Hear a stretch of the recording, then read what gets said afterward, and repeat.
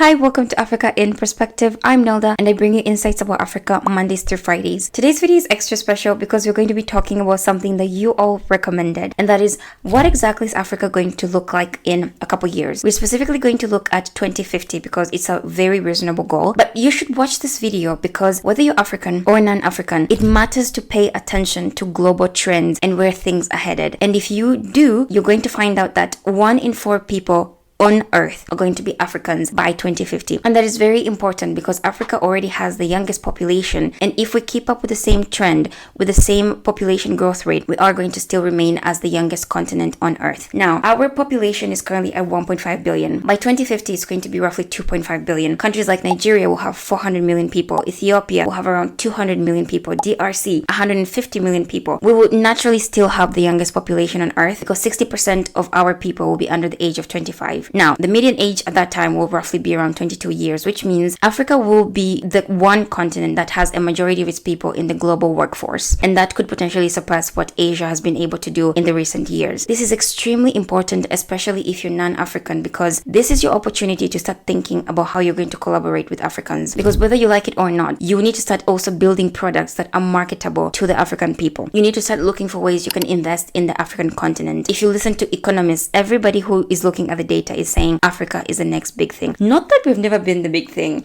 but everybody is saying that is where all the opportunities are going to be arising from. Now, the reason this is also extremely crucial to pay attention to is because sub-Saharan Africa is growing absolutely rapidly. Our current GDP growth rate is 3.5% all the way to 4%, and high-performing countries like Ethiopia and Kenya and Ghana even go all the way to 5 to 6%. And that means by 2050, Africa's GDP could grow from the current 2.8 trillion all the way to 7 trillion. This could be good news or bad news depending on how you receive it, because there's a tiny little country in North America. I don't know if you guys have heard of it. It's called the United States of America. Their GDP is in the 20s. So $20+ trillion.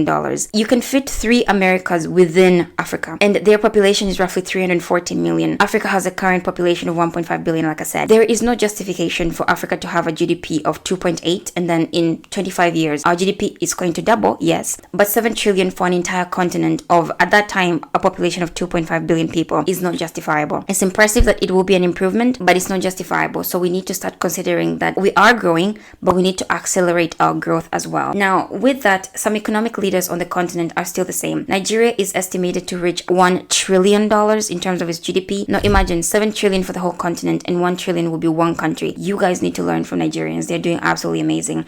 Kenya and Ethiopia are estimated to be at around 200 million, and South Africa as well will be doing absolutely amazing because they are currently one of the countries with the leading GDPs on the continent. Now, this will be important as well in urbanization, because when it comes to GDP growth, you're expecting things like technology, things like electricity. Urban areas will be prioritized, and by 2050, 60% of Africans will be living in urban areas compared to 43% today. There's going to be 6 megacities in Africa. A megacity is a city with more than 10 million people.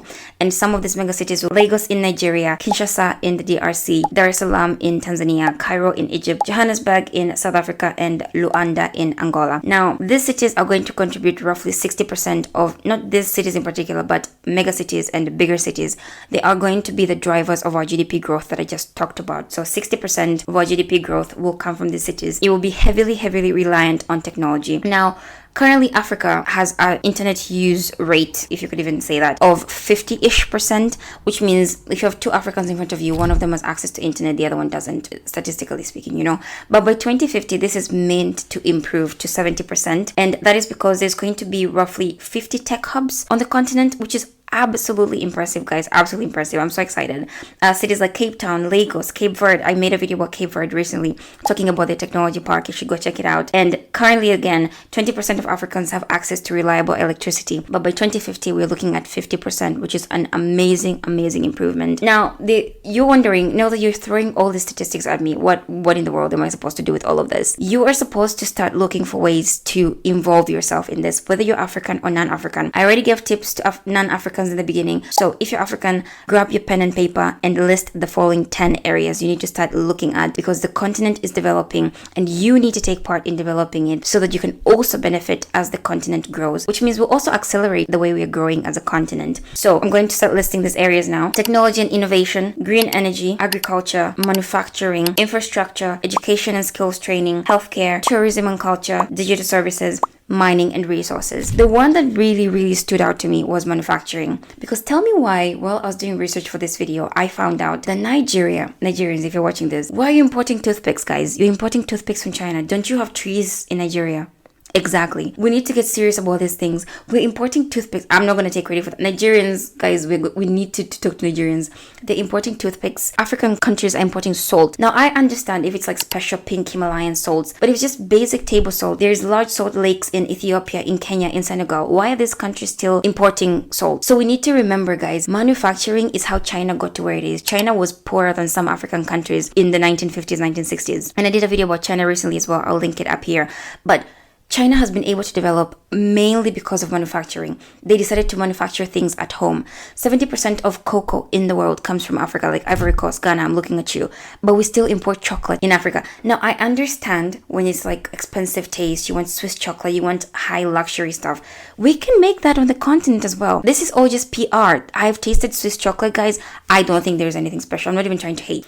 We can make chocolate and we can market it as luxury chocolate if we want. Marketing is just a smart game of positioning and perspective. So look at these 10 areas, pick what is best for you, what you align yourself in, and go for it. Don't let anybody tell you can't do anything. Start with what you have, okay? Now, this will be very important to also discuss just towards the end, because for all of these things to happen, for all of these things to take place, we'll need to look at education, infrastructure, and governance. There is no point for you to take all these statistics and to see what you can do with them if our people are still illiterate, if our infrastructure is still crazy and is underdeveloped. In the same way, I mentioned this in the video that I made about China. We need to stop relying on China to build our infrastructure. We need to take ownership of this and to take control. We have so many universities in Africa that teach engineering. Where are those engineers going? Exactly. We need to start hiring our own people. They are smart enough to come up with projects and to run them. That is why they go to uni. They need to be hired. They need to be employed. We need to start trusting our own people to get the work done. Same with governance. We need to stop putting people into leadership positions because they're cute, because they're hyped up, because they are passionate about leadership. No.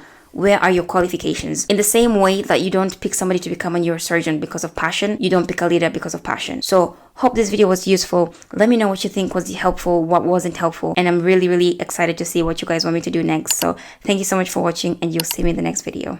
Bye.